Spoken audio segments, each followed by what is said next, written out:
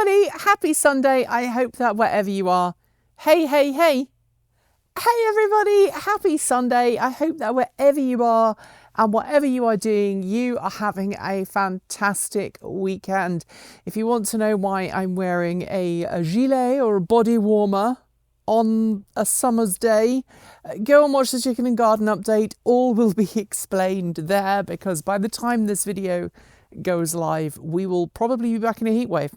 Anyway, thank you for all of the kind comments that we've been getting on our videos this week. I know we have had to turn the comments back on because despite what YouTube has told us, if you have comments turned off, you don't make as much money. Who knew? Being controversial apparently makes you more money. But today I want to talk to you about something not really controversial, but rather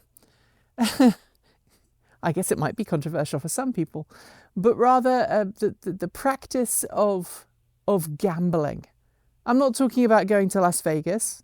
I'm not talking about playing the lottery, at least not the ones that you scratch the numbers off, or even the one where you see the big balls. You know, I don't like big balls. I'm talking about range lottery or fuel gauge lottery. And I'm going to tell you a little tale relating to classic cars and fuel gauge lottery.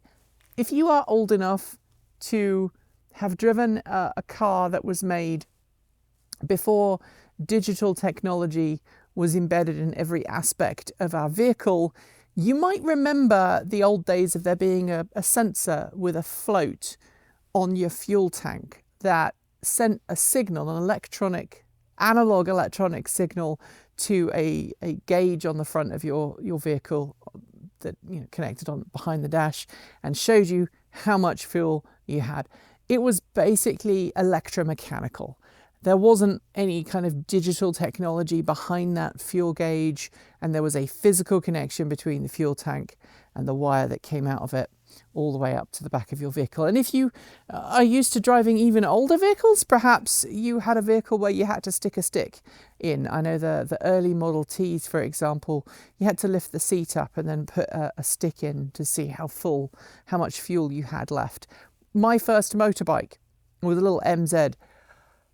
The way you found out how much fuel was in the fuel tank was either by sitting there and shaking the bike when you were sat at a set of traffic lights, or by just taking the cap off and having a peek inside, which obviously you had to be stationary to do that, but that's how you knew that you had fuel remaining. And if you are a biker from a similar era as I am, you will know the pain and the suffering of not having your reserve properly set and thinking that you had, I've got a bit more fuel, I can just turn on the reserve, only to discover that the reserve had already been activated and you really had run your fuel tank completely dry.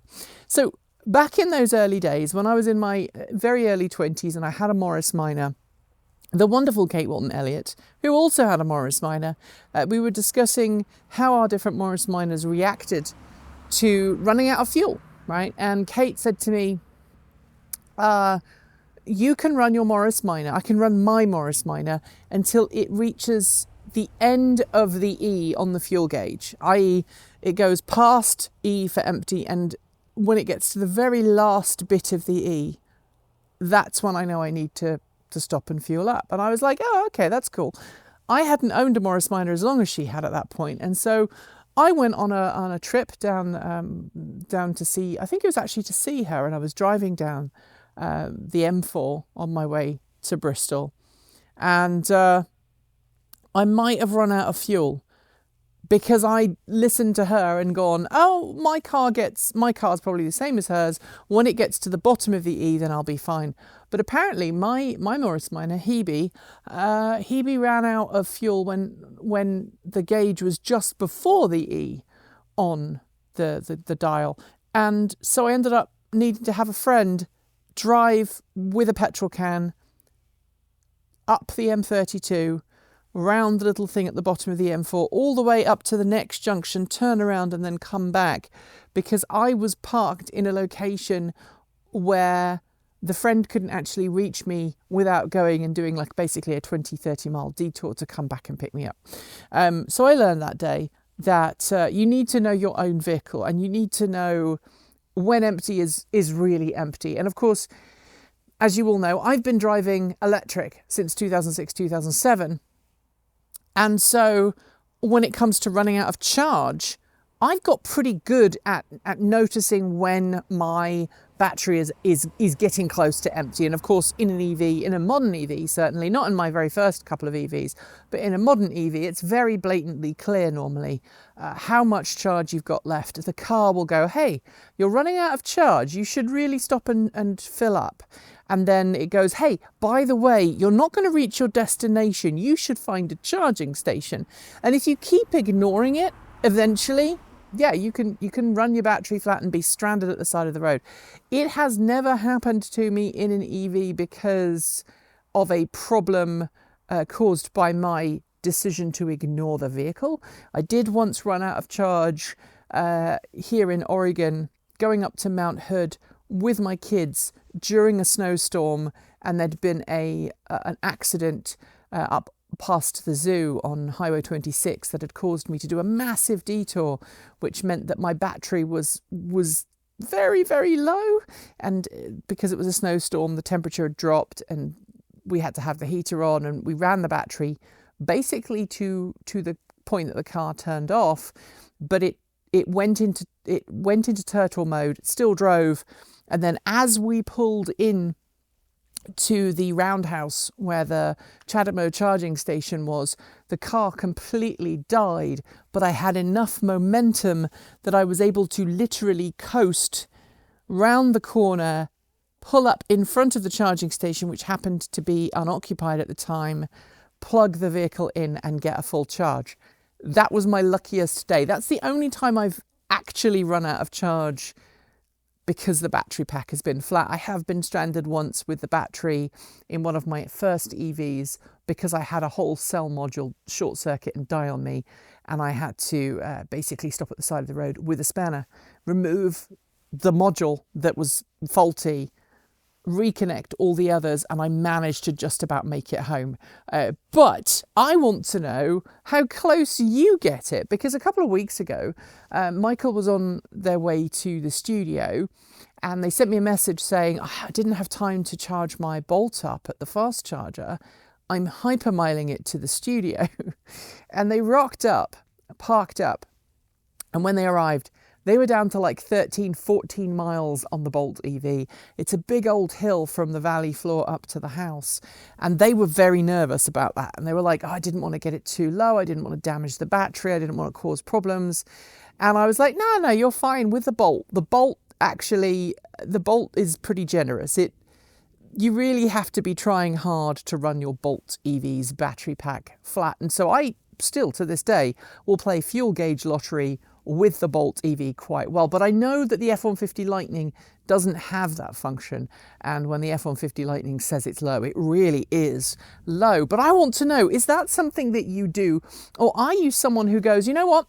I've got 30 miles remaining or 40 kilometers. I'm going to stop. I'm going to do whatever I can to find a charging station, stop and recharge. Even if I only have 20, 30, 40 minutes of driving left, I'm going to stop and charge because I don't want to get stranded. Or are you someone that goes, oh, the car says I've got 60 miles or 60 kilometers of range. I need to do 80, challenge accepted. I would love to know which of those camps you fit in, because I think different people fit in different camps. There isn't a hard and fast rule. And as I said, different vehicles have different rules, and different vehicles can be made to behave in a different way depending on how full their battery packs are. But tell me in the comments below, do you play that fuel gauge or that state of charge lottery? Or are you like, nope, if it's below a quarter, I'm stopping and charging? And the same is true at the other end. You know, are you somebody who's like, I'm going to charge up every night to 100%? Or are you like, I don't need to charge up tonight. I've got 60% in the battery. I don't need to charge up until Sunday. Let me know in the comments below. Let's have a healthy, civilized and polite conversation. And I'll see you this time next week. Thanks for joining me today. And if you've got thoughts, make sure you leave them below in our Discord chat room, or you can reach out to us on Mastodon.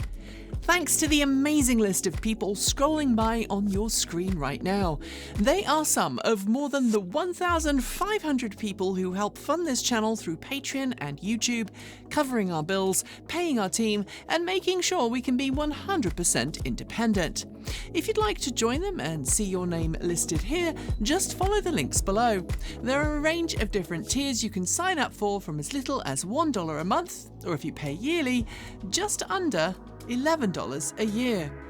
A huge welcome to our newest supporters: Biggs Bronson, Philip Panya, Stephen Trudeau, Laura Connolly, Paul Giblin, Kaboombox, Oliver, John Franks, Bill Lascelle, Brent Smith, Terry and Rich UK, Wendy Kelly Budenbaum, Joe Hamlin, Ilian Oster, Brian Curry, Chelsea Williams, and Adekunle Ferinya.